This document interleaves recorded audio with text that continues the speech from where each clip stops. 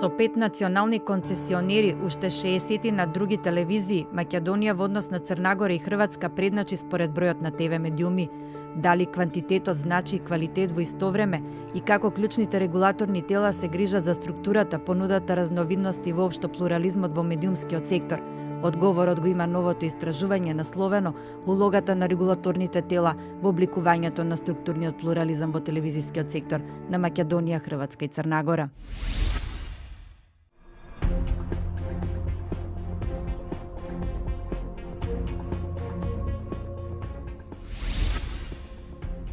Се работи за една од главните цели на медиумската политика и регулација, а тоа значи дека и законите и институциите кои работат во оваа сфера треба да овозможат публиката, домашната публика, да добива мноштво разновидни, зборуваме за домашни канали кои ќе емитуваат квалитетни домашни содржини, кои ќе го негуваат културниот идентитет, ќе нудат различни жанрови за сите делови на публиката, но исто така ќе бидат економски силни и професионални во своето работење. Ако видиме дали во праксата тоа е така, ќе се согласиме сите и се согласуваме години наназад дека имаме континуирано влошување на програмската понуда, како на јавниот сервис, така и на комерцијалните телевизии. Иако на хартија постоја два стратегиски документи со кои требало да се стави ред во телевизискиот медиумски простор, сепак експертите сметаат дека во пракса ништо не е направено. Поради отсуството на јавниот интерес и отсуството на стратешкото поставување на медиумската индустрија како дејност која што треба да се развива, ние се уште имаме ситуација во која што највлијателните телевизии во државата, кои што се и највлијателни медиуми, најголеми играчи на пазарот, да речеме, тие имаат дозволи од општ формат и нивната понуда кон публиката е прилично условно кажано неинвентивна, неинтересна, многу слична. Не постојат специализирани формати кои што би задоволиле потреби на одредени сегменти од публиката. Се очекуваше дека со дигитализацијата тоа ќе се случи, но и самата регулатива е поставена на начин кој што не стимулира инвестиции во таа сфера. И поради тоа нашите гледачи, генерално преку истражувањата кои што се достапни, публиката укажува на потребата од збогатување на медиумските содржини и унапредување на квалитетот на понудата. Според анализата во Македонија, регулаторот има наследено една состојба на пренатрупаност на дозволите за телевизија на пазарот, која трае со години и која се должи на праксата од минатото, а ретко се одземаат постојните дозволи. Регулаторот настојува до некаде да влијае на овој проблем, со тоа што кога радиодифузерот не ги исполнува основните услови, му ја одзема дозволата, но бројот на радиодифузери на пазарот е се уште преголем. Друг проблем кој што е посочен во анализата е дека во минатото, некогаш и поради политички причини, другите надлежни институции недоволно соработувале со регулаторот, односно не му ги прифаќале стратегиските документи и не го вклучувале во изработката на законите. Актуелните законски одредби во поглед на одземање на дозволите се лошо формулирани и не му даваат на регулаторот јасна правна аргументација за покренување постапка за одземање на дозволата и врз друга основа, особено ако носителот не ги исполнува програмските услови. Имено агенцијата може да поведе постапка за одземање на дозволата ако носителот не достави извештај за исполнување на условите од програмскиот концепт, но не и ако самиот регулатор утврдил врз основа на својот мониторинг дека радиодифузерот не емитува програма согласно одобрениот програмски концепт.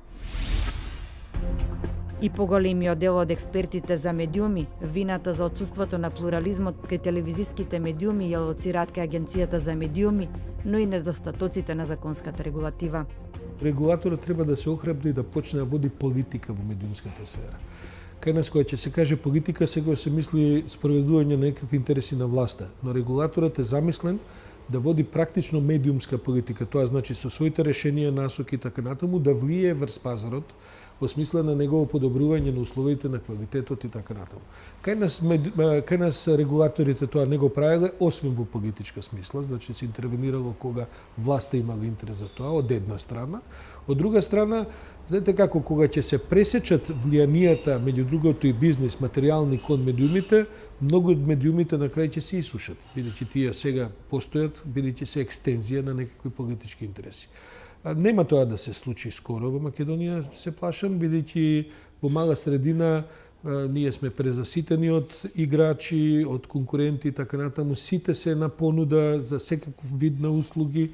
И мислам дека бидејќи се паднати цените на чинењето на тие услуги, тие можат практично и без делење плати со месеци и така натаму да обстојуваат, надевајќи се дека ќе дојдат некакви други вонпазарни ситуации во кои што ќе успеат и таа криза да ја пребродат.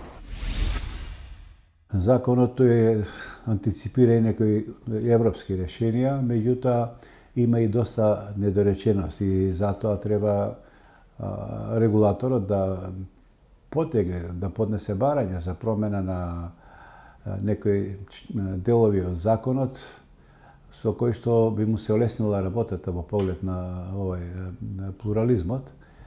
Јас знам дека во моментов, според законските решенија, регулаторот нема право дека не е обврзан или нема да го послушаат неговиот глас представниците на законодавната власт, затоа што не е така решено законот да може тој да влијае врз законот, но мислам дека тој најдобро знае што му е неопходно, што му е потребно да се промени во законската регулатива, за да може да се ги исполнува обврските во поглед на плурализмот.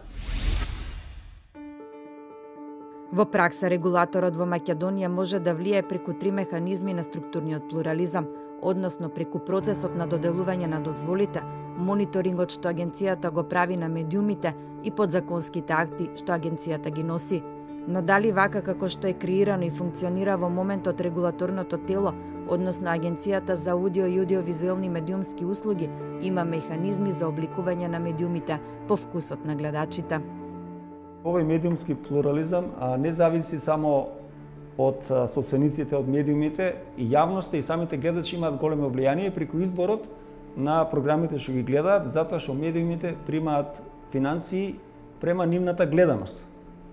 И ако тие се додворуваат на гледачите и прават содржини кои што лесно примамуваат гледачи, единствен начин, ова е поврзано и со вашето сегашно прашање, единствен начин да го подигнете квалитетот е да ја подигнете медиумската писменост. Значи, ако гледачот знае дека медиумот го мами да гледа со неквалитетни содржини, тој не би го гледал тој медиум, тоа би се рефлектирало на неговата гледаност и на тој начин тој би имал помали приходи. И така би имале некоја природна регулација на оние медиуми што нудат квалитет, би постигнале поголема гледаност, би имале поголема цена на нивниот рекламен час и би биле по-просперитетни. Во поглед на квалитетот што вие ме прашавте, ние немаме право да се мешаме во уредувачката политика на медиумите. За да се види компаративно каде е Македонија во однос на регионот, истражувањето дава одговор на прашањето.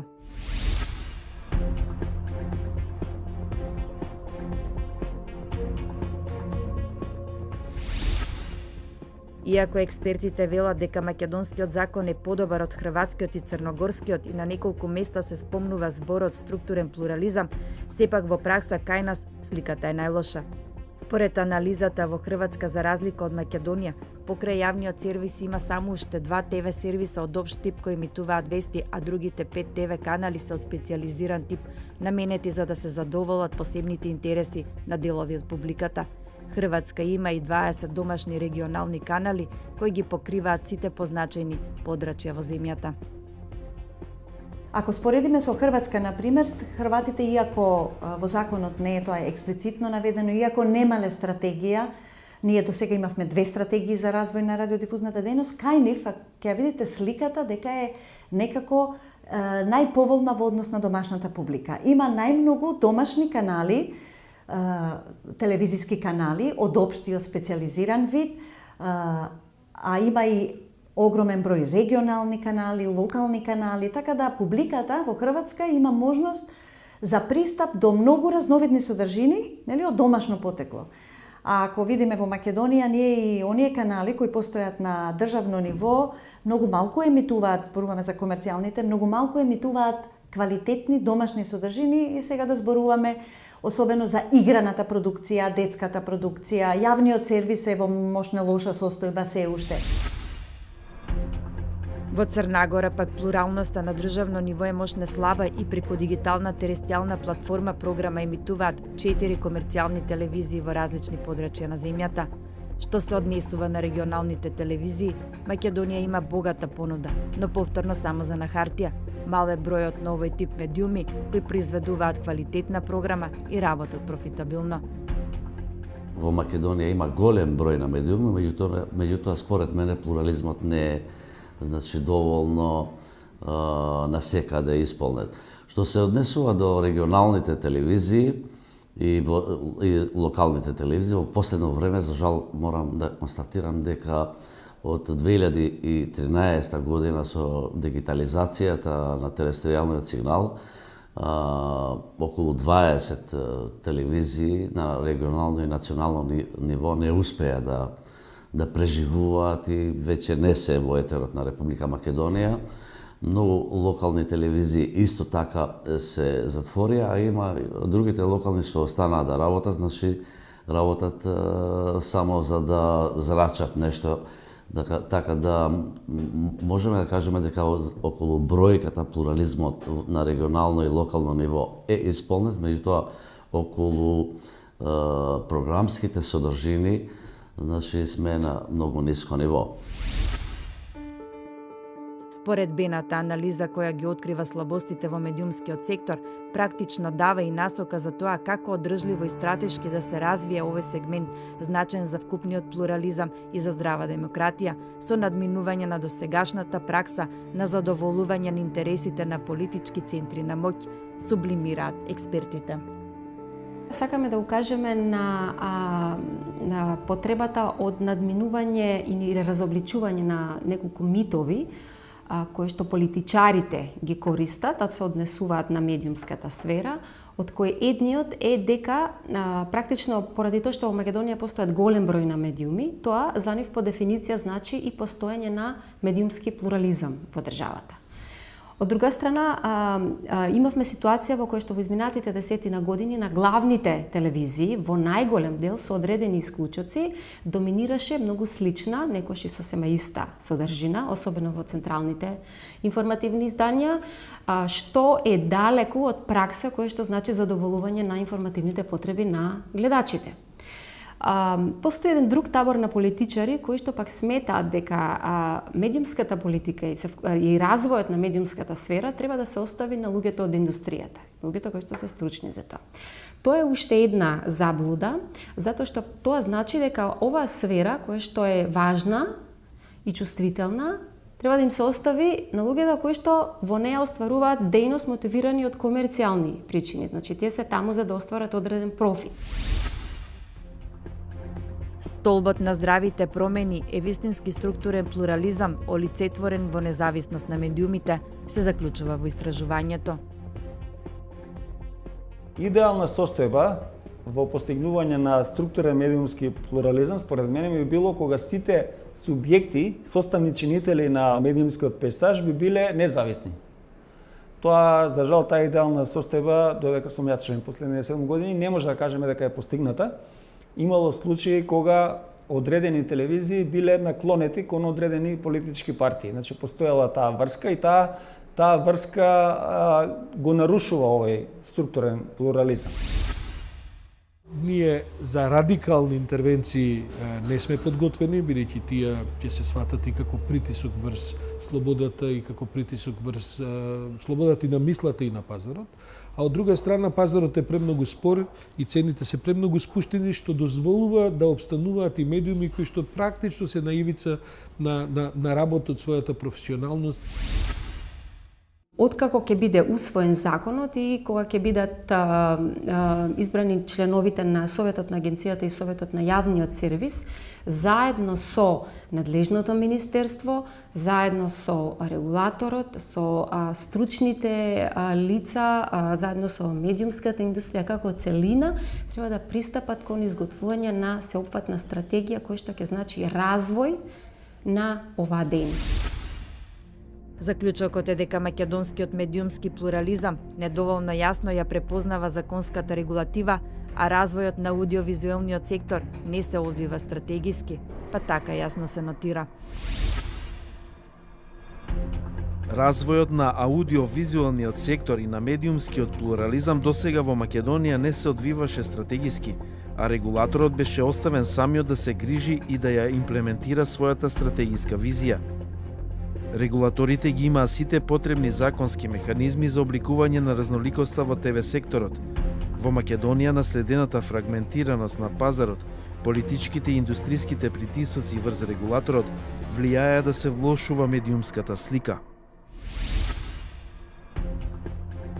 Во истражувањето се поентира дека стратегијата за која подпис треба да стави регулаторот ќе биде носечки документ кој ќе ги даде контурите, насоките и целите за постигнување на структурниот плурализам во Македонија.